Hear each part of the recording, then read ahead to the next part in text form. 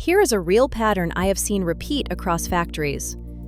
A company deploys an AI inspection system, celebrates its 98% accuracy, and then stops watching.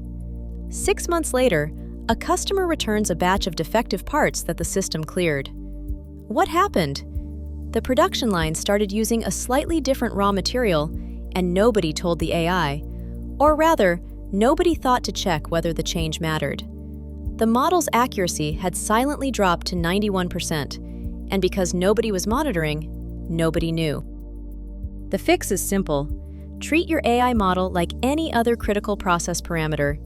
Set a baseline, draw control limits, and check the numbers weekly. When accuracy drifts, investigate, just as you would if a CPK value suddenly shifted. AI is not a fire-and-forget tool. It is a process instrument, and like any instrument, it needs calibration, monitoring, and respect. Watch it, feed it feedback, and it will serve you well. Ignore it, and the first sign of trouble will come from your customer, not your dashboard.